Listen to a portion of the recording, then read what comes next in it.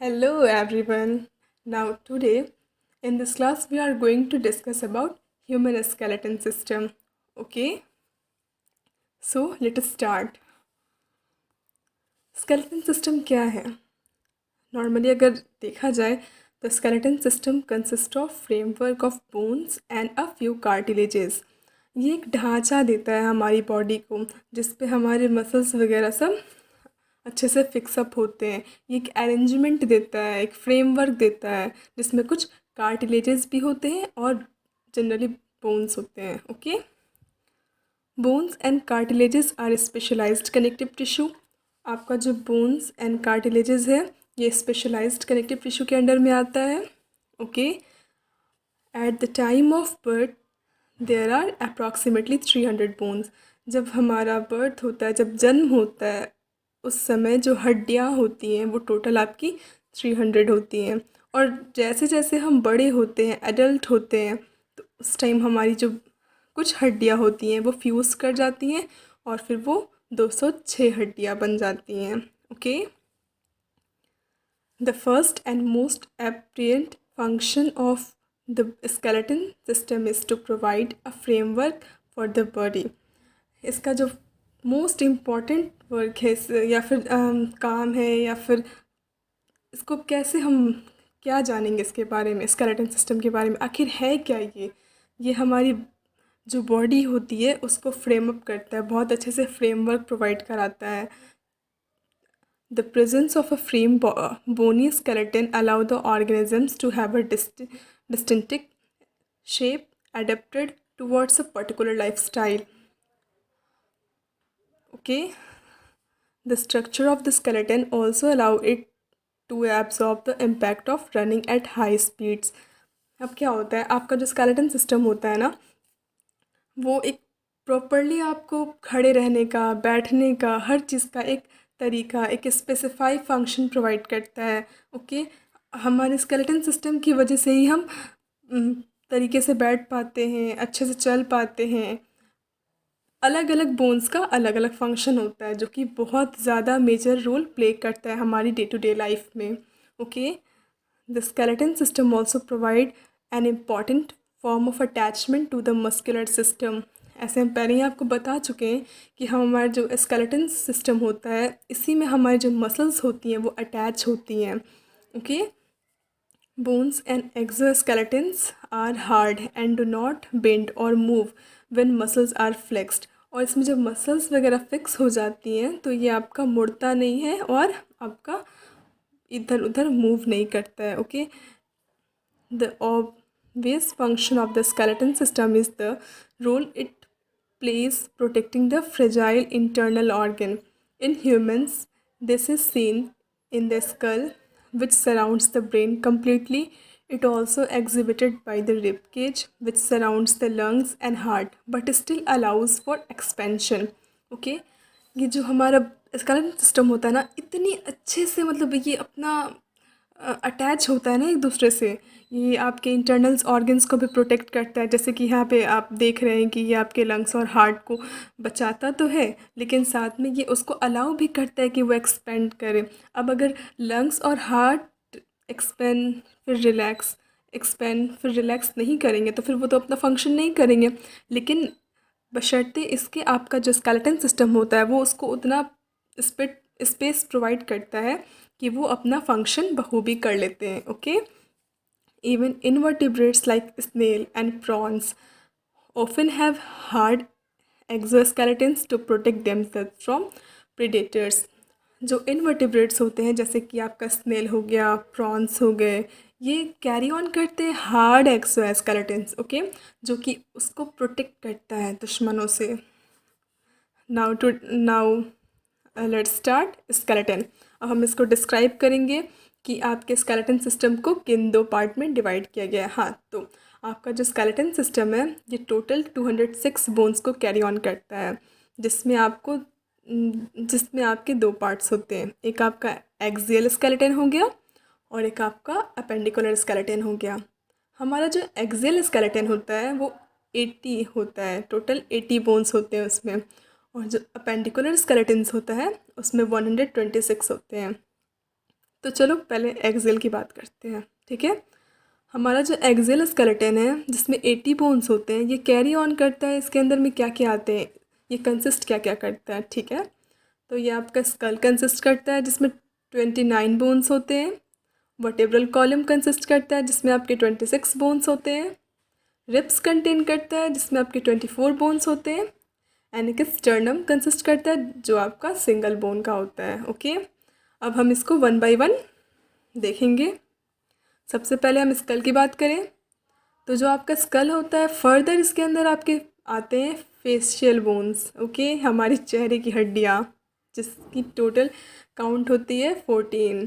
कैरेनियम, खोपड़ी, ओके, जिसमें 8 बोन्स होते हैं। ईयरसेकल्स जिसमें 6 बोन्स होते हैं। ये आपके 6 बोन्स होते हैं जो कि 3 पेयर में होते हैं। आप इसको अंडरलाइन कर लेना या फिर साइड में कहीं लिख लेना क्योंकि एक ये इम्पॉर्टेंट टॉपिक का ये एक इम्पॉर्टेंट लाइन है, हाँ कह सकते हैं कि ये आपके पेयर में कितने होते हैं और नंबर में कितने होते हैं। कई बार हम लोग ये मिस्टेक कर जाते हैं, सो राइट इट डाउन। उसके बाद हाइवाइट बोन जो कि 1 होता है। अब हम स्कल को देखें जिसमें फेशियल बोन को हम सबसे पहले देखेंगे। तो हमारा जो फेशियल बोन होता है ये 14 हड्डियों का होता है, ठीक है। Facial bones constitute front part of the school skeleton of lower jaw, heart, palate and nose. 14 bones compose the face, 12 are paired only, the mandible and vomer are single, ठीक है। आपको ये ध्यान रखना चाहिए कि कौन कौन से बोन जो है आपके पेयर में है और कौन सा सिंगल बोन है, ओके। तो हमारा जो ये फेशियल बोन हुआ इसमें आपके जो 12 हो गए बोन्स वो पेयर में होते हैं और आपका जो 2 बोन हो गया मैंडिबल एंड वोमर वो आपका सिंगल होता है। Wait a minute, 12 bone are paired, ठीक है, मतलब आपकी 12 बोन्स हैं लेकिन वो पेयर में है, इस हिसाब से आपका 6 पेयर होगा, ओके। आप इसको साइड में कहीं राइट डाउन कर लेना, ओके। सो सबसे पहले हम बात करते हैं मैक्सिला की। The two maxilla or maxillary bones fuse to form the upper jaw. All facial bones except the mandible join the maxilla, thus they are the main or keystone bones of the face. The maxilla carry the upper teeth in the alveolar margin. हमारा जो mandible होता है ना वो movable नहीं होता है, वो फिक्स होता है, ओके। और जो हमारा मैक्सिला होता है वो फेशियल मतलब सारे बोन्स से वो जॉइन रहता है, ऑल फेशियल बोन से वो जॉइन रहता है। आप इसको अंडरलाइन कर लो, ये इंपॉर्टेंट लाइन है, ओके। अब हम देखेंगे palatine bone. The paired palatine bones lie posterior to the palatine process of the maxilla, they form the posterior part of the hard palate. ये जो हार्ड पैलेट होता है ना हमारा, जिसको तलवा भी कहते हैं, ये उसके पोस्टेरियर पार्ट का हिस्सा होता है, ठीक है। आप इसकी पोजीशन और ये किस किस बोन से जुड़ा है इन सारी चीज़ों को राइट डाउन कर सकते हो क्योंकि ये इंपॉर्टेंट होती है। कर क्या सकते हो, आपको करना ही चाहिए क्योंकि ये इंपॉर्टेंट होती है। जाइगोमेटिक बोन्स, जनरली इसको चिक बोन्स कहते हैं, ओके। जो हमारा ये जो चिक्स होता है ना, आप इसको टच करके देखोगे तो यहाँ ये आपका जाइगोमेटिक बोन्स है, ठीक है। The zygomatic bones are commonly referred to as cheek bones. They also form a good sized portion of the lateral walls of the orbit और आई शॉकेट। ये आई शॉकेट के भी रीजन्स को कैरी करता है, ठीक है। नेक्स्ट हम बात करेंगे लेक्राइमल बोन की।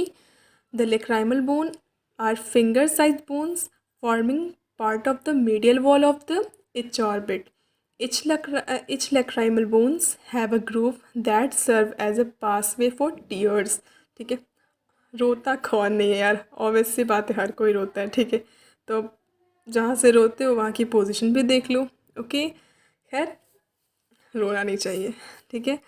तो आपका जो लेक्राइमल बोन है ये एक गड्ढा देता है, ठीक है, जहाँ से आपका जो टीयर्स होता है ना वो पास अवे होता है, ठीक है।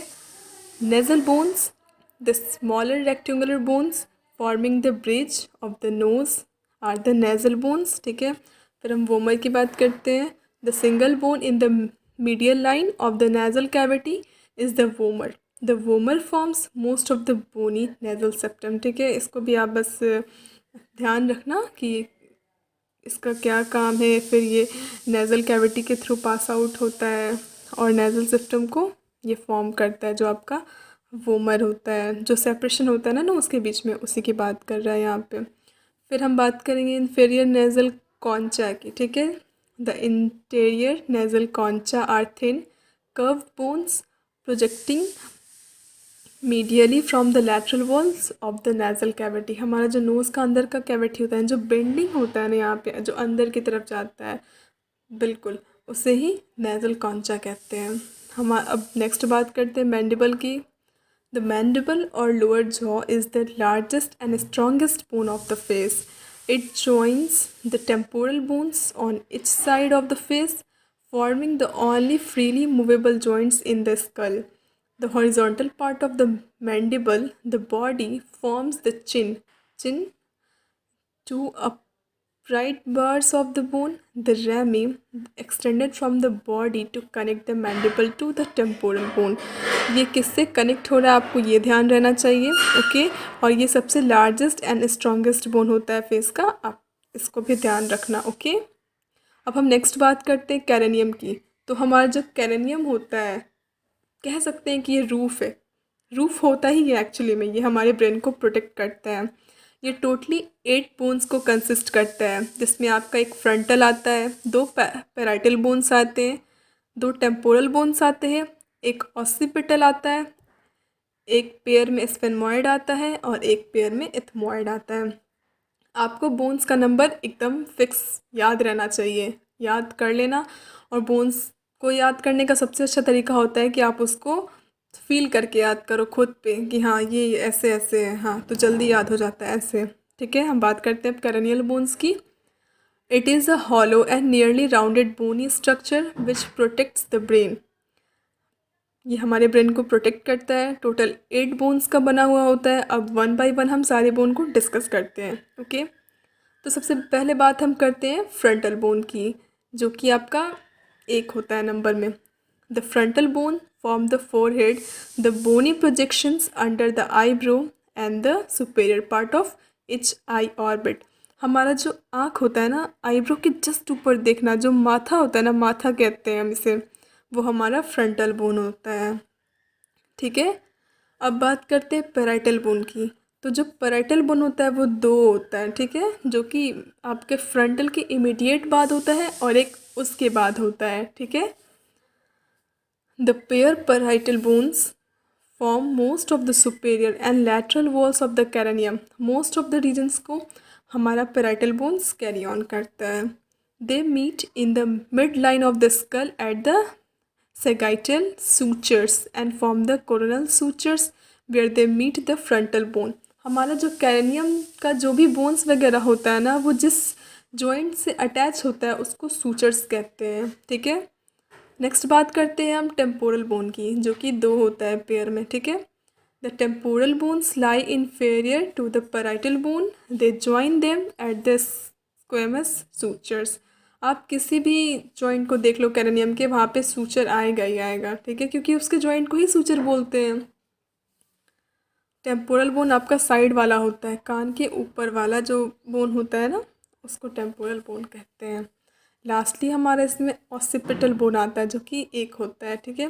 The occipital bone joins the parietal bone anteriorly at the lamboid sutures. In the base of the occipital bone there is a large opening, the foramen magnum, जिसको foramen of magnum भी कहते हैं, ठीक है, which surrounds the lower part of the brain, allow the spinal cord to connect with the brain.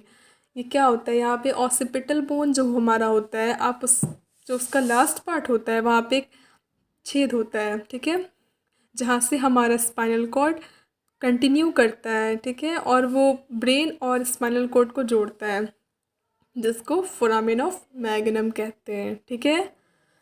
अब sphenoid bone की बात करें हम, तो ये अटैच होता है, पेयर में होता है, लेकिन इसका जो नंबर होता है वो 1 होता है, क्योंकि ये फ्यूज्ड होता है, ठीक है। इस बोन की भी अपनी एक खासियत थी, क्योंकि यहाँ पे सेला टर्सिका जैसा एक क्या बोलते हैं, गड्ढा टाइप का होता है, जहाँ पे हमारा पिट्यूटरी ग्लैंड प्रेजेंट होता है, जो कि आपका मास्टर ग्लैंड होता है। या the butterfly shaped sphenoid bone spans the width of the skull and forms part of the floor of the cranial cavity. In the midline of the sphenoid is a small depression, the sella turcica or Turk's saddle, which forms a snug enclosure for the pituitary gland. इस सारी बातों को हम आपको समझा चुके हैं. सो यहाँ पे आप ध्यान रखना कि किस बोन के पास सेला टर्सिका प्रेजेंट होता है और उस सेला टर्सिका में जो डिप्रेशन है वहाँ पे क्या प्रेजेंट होता है. तो हाँ, स्फेनोइड बोन के पास आपका सेला टर्सिका होता है और फिर वहीं पे आपका पिट्यूटरी ग्लैंड प्रेजेंट होता है जिसको कि मास्टर ग्लैंड भी बोलते हैं. ओके, अब बात करें हम लास्टली एथमॉइड बोन की. तो हाँ, स्फेनोइड की तरह ये भी पेयर में होता है, मतलब फ्यूज्ड होता है, इसलिए इसका नंबर 1 होता है. The ethmoid bone is very irregularly shaped and lies anterior to the sphenoid. It forms the roof of the nasal cavity and part of the medial walls of the orbit. ठीक है, ये orbit की middle walls का part होता है. ठीक है, और नेजल कैविटी का ये रूफ होता है. ये सारी इसकी पोजीशन है जो कि आपको ध्यान रखनी है. लास्ट हम बात करें हायोइड बोन की, तो ये हॉर्सशू शेप्ड का होता है जो कि लैरिंक्स के ऊपर होता है. ठीक है, the hyoid bone is U shaped bone. It is present in the base of buccal cavity. It means above the larynx and at the base of the tongue. Okay, ये यू शेप्ड का होता है जो कि आप इसको horseshoe shaped का भी बोल सकते हैं. ठीक है, और ये लैरिंक्स के अबव होता है और आपका बक्कल कैविटी वाले रीजन में होता है और टंग के बेस पे होता है. ठीक है,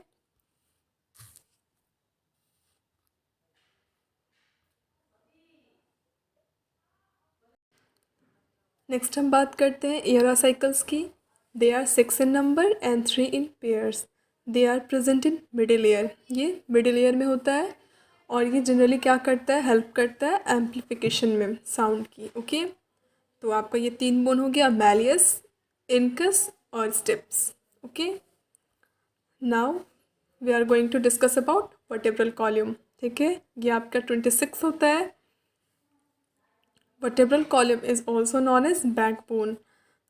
it is made up of 26 serially arrange units called vertebra. ठीक है, ये आपका जैसे होता है ना कि एक के ऊपर एक, हम कैसे एक के ऊपर ये इतने अच्छे फैशन में अरेंज्ड होता है ना, सीरियली अरेंज्ड होता है. ठीक है, जिसको हम वर्टेब्रा कहते हैं.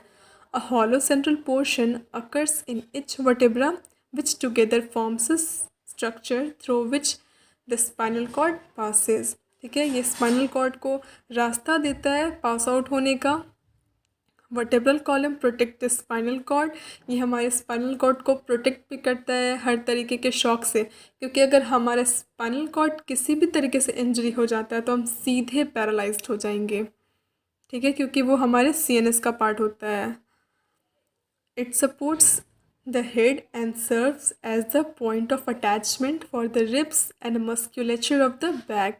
ये एक पोजीशन भी देता है, एक ढांचा भी देता है हमारी बॉडी को. अगर बैकबोन किसी का थोड़ा सा भी इधर उधर होता है तो आप देखना, नोटिस करना कि उसको बैठने में कितनी तकलीफ़ होती है. इसलिए हमेशा कहते हैं कि स्ट्रेट बैठो ताकि आपका जो वर्टेब्रा होता है उसका जो पोजीशन होता है वो ना बिगड़े. Okay, vertebra type embryonic stage में कितने आपके बोन्स होते हैं और फिर एडल्ट हो गए तो फिर वो कितने हो जाते हैं. ठीक है, सर्वाइकल आपका 7 होता है, थोरेसिक 12 होता है, लंबर 5 होता है, सैक्रल 5 होता है और कॉक्सियल्स आपका 4 होता है. टोटल एम्ब्रियोनिक स्टेज में आपके 33 वर्टेब्रा होते हैं जो कि एडल्ट स्टेज में आपके 26 हो जाते हैं, क्योंकि जो हमारा सैक्रल वर्टेब्रा होता है वो फ्यूज़ करके एक में आ जाता है और जो कॉकेजियल वर्टेब्रा होता है वो भी फ्यूज़ करके आपका एक हो जाता है. तो आपका जो एडल्ट में टोटल वर्टेब्रा का काउंट हो जाएगा वो 26 हो जाता है. Get it. अब हम बात करें इसके कॉम्पोजिशन की. The spine is form from 26 irregular bones connected and reinforced by ligaments in such a way that is flexible curved structure result. अगर लचीलापन किसी भी चीज़ में ना हो तो उसको बेंड होने में बहुत दिक्कत होता है. इस हिसाब से हमारी बॉडी का हर एक स्ट्रक्चर इतने अच्छे से है जो कि हमें हर वर्क करने में बहुत कंफर्ट मिलता है और हम इजीली हर काम को कर लेते हैं। वो उस तरीके से बेंड ओवर हो जाता है, मुड़ जाता है, मूव कर जाता है। तो ये ह्यूमन बॉडी या फिर हर एनिमल्स की बॉडी की अपनी खासियत है, ठीक है। अब बात करें स्पाइनल कॉर्ड की। Running through the central cavity of the vertebral column is the delicate spinal cord which the vertebral column surrounds and protect.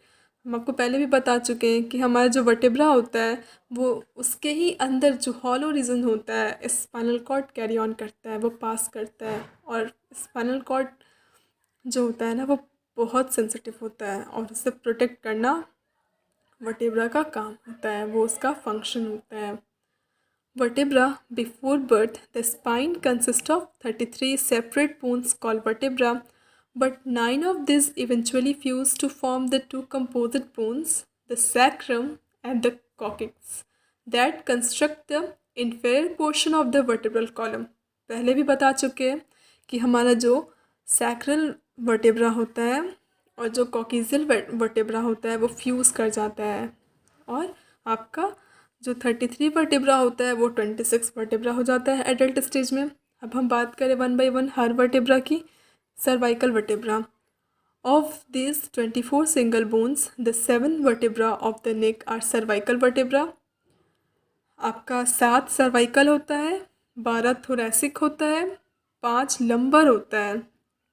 इन सब का नंबर आपको याद होना चाहिए क्योंकि इसी से आपका वर्टेब्रल फार्मूला भी बनता है। Okay. The remaining 5 supporting the lower back are lumbar vertebra. आपका जो लंबर वर्टेब्रा होता है और जो लास्ट थोरैसिक वर्टेब्रा होता है ना, ये हमारे किडनी को भी प्रोटेक्ट करता है, ठीक है। अब बात करें इंटरवर्टेब्रल डिस्क की, तो the individuals vertebra are separated by pads of flexible fibro cartilage in vertebral discs that cushions the vertebra and absorb shock while allowing the spine flexibility. हमारे हर वर्टेब्रा के बीच में जो इंटरवर्टेब्रल डिस्क होता है ना वो प्रोटेक्ट करता है ताकि हमारे जो ऑर्गन्स या फिर जो हमारा वर्टेब्रा होता है उसको किसी टाइप का शॉक ना लगे या फिर वो स्पाइनल कॉर्ड को कैरी ऑन कर रहा है तो उसको किसी टाइप का हार्म ना पहुँचे। अब बात करते हैं हम कार्वेचर की। तो 2 कार्वेचर होता है, एक प्राइमरी कार्वेचर होता है और एक सेकेंडरी कार्वेचर होता है। The spinal curves in the thoracic and sacral regions are referred to as primary curvatures because they are present when we are born. जब हम पैदा होते हैं तभी से ये प्रेजेंट होता है, इसलिए इसको प्राइमरी कर्वेचर्स कहते हैं। ओके। अब बात करें सेकेंडरी कर्वेचर्स की। The curvatures in the cervical and lumbar regions are referred to as secondary curvatures because they develop some time after birth. बच्चा कैसे बैठता है, कैसे चलना सीखता है, उस टाइम जब बच्चा ग्रो अप कर रहा होता है ना तब सेकेंडरी कर्वेचर्स का फॉर्मेशन होता है। Okay.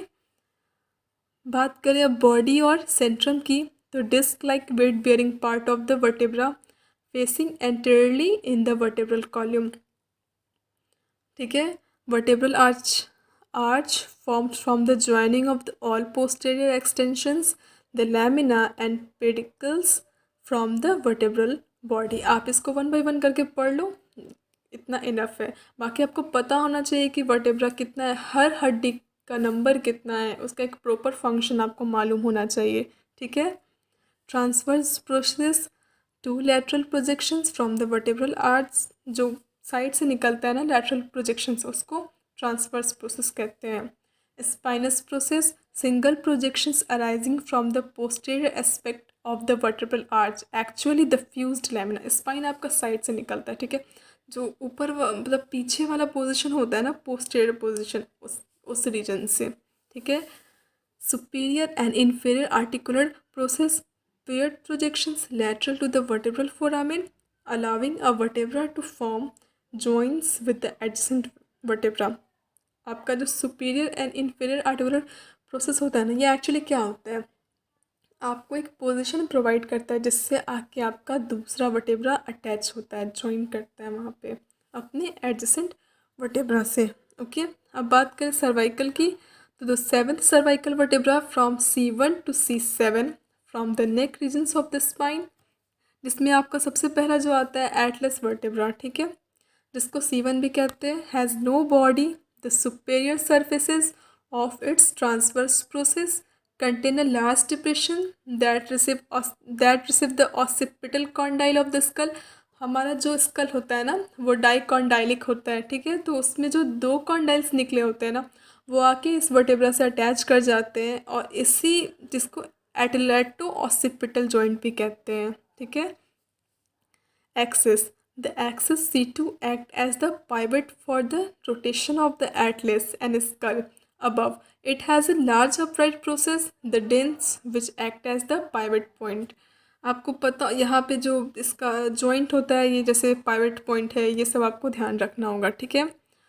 Foramina. The transverse process of the cervical vertebra contain foramina opening through which the vertebral arises passes on the way to the brain above. ये पोजीशन देता है एक दूसरे को पास आउट होने का, ठीक है। तो आपको जनरली वर्टेब्रा में ध्यान रहना चाहिए कि आपके कौन कौन से वर्टेब्रा हैं, एम्ब्रियोनिक स्टेज में कितने हैं, अडल्ट होने के बाद कितने हो जा रहे हैं। आपका जो 2-3 खास उसका फंक्शन है वो मालूम होना चाहिए। ये सारी चीज़ें आपको पता होनी चाहिए, okay.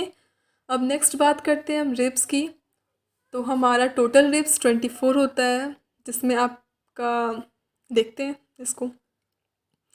Ribs is a thin flat bone होता है। It is dorsally connected to the vertebral column. Wait a minute, यहाँ पे एक लाइन नहीं, वो नीचे मिल जाएगा आपको, don't worry. There are 12 pairs of the ribs which form the lateral walls of the thoracic cage, ठीक है। 12 पेयर्स होते हैं रिब्स के और नंबर में 24 होता है, ठीक है। Ribs are of 4 types. एक मिनट, यहाँ थोड़ा सही कर लेना। रिब्स आर ऑफ 3 टाइप्स होगा, ठीक है। ये ट्रू रिब्स हो जाएगा, फॉल्स रिब्स हो जाएगा और फ्लोटिंग रिब्स हो जाएगा, ठीक है। अब देखो हमारा जो रिब्स होता है ना उसका पोजीशन देखो। वेंट्रली वो स्टर्नम से कनेक्टेड होता है, डॉर्सली वो वर्टेब्रल कॉलम से कनेक्टेड होता है, और जो लैटरली होता है ना, लैटरली वो रिब्स आ रहे होते हैं वर्टेब्रल कॉलम से और आके आपके स्टर्नम में जुड़ जाते हैं। आप इसको फील करो, आपको पक्का याद हो जाएगा, ओके। अब बात करें हम ट्रू रिब्स की। The first 7th pair of ribs are true. They are dorsally attach to the thoracic vertebra and are ventrally connected to the sternum with the help of hyaline cartilage। ये hyaline cartilage से जुड़ा होता है। और हाँ, यहाँ ribs of 4 types है ना, यहाँ पे रिब्स आर ऑफ 3 टाइप्स कर लेना, ठीक है। अब नेक्स्ट बात करते हैं फर्स्ट रिब्स की। The 3 pairs of ribs 8, 9 and 10th pair of most directly articulate with sternum. ये डायरेक्टली आर्टिकुलेट नहीं होता है स्टर्नम से, ओके। ये आके आपका 7th में जुड़ा रहता है, ठीक है। It joins with the 7th pair of ribs and hence are called first ribs, ठीक है। अब नेक्स्ट बात करते हैं फ्लोटिंग रिब्स की। द 11th and 12th pair of ribs are called floating ribs because one end of the rib is attached to the vertebral column and the other end is free। ये एक तो आपका पीछे से अटैच होता है लेकिन आगे में आके फ्री होता है, ठीक है। इसलिए इसको फ्लोटिंग रिब्स कहते हैं। और इसका जो सबसे इम्पॉर्टेंट फंक्शन होता है ना, ये किडनी को प्रोटेक्ट करता है। And lastly we are going to discuss about sternum, okay. Sternum is a flat bone present on the central midline of the thorax. It is also known as breastbone। यहाँ पे breast की जगह breast कर लेना, थोड़ा miss हो गया है, ठीक है। The sternum breastbone is a typical flat bone and the result of the fusion of 3 bones, ठीक है। The manubrium, body and xiphoid process, ठीक है। जो आपका लास्ट में ना जाइफर्ड प्रोसेस, इन सबको आप हायर क्लासेस में देखोगे, ओके। जनरली पता होना चाहिए कि जो आपका स्टर्नम होता है वो आपका वेंट्रली प्रेजेंट होता है और इसको ब्रेस्ट बोन कहते हैं। तो हाँ, स्केलेटन सिस्टम ये हमारा 1 पोर्शन यहाँ पे कंप्लीट होता है, जिसमें हमने डिस्कस किया एक्सियल स्केलेटन सिस्टम के बारे में, जो कि टोटल 80 बोन्स को कैरी ऑन करता है। फिर हमने उसके पार्ट्स को देखा और सबका कुछ कुछ फंक्शंस भी देखा, सबको अच्छे से क्लासिफाई किया। सो आई होप आपको पसंद आई ये वीडियो, आप अच्छे से इसको एंजॉय करके पढ़ो। All the very best and to be continue with this channel. Thank you, मिलते हैं नेक्स्ट क्लास में।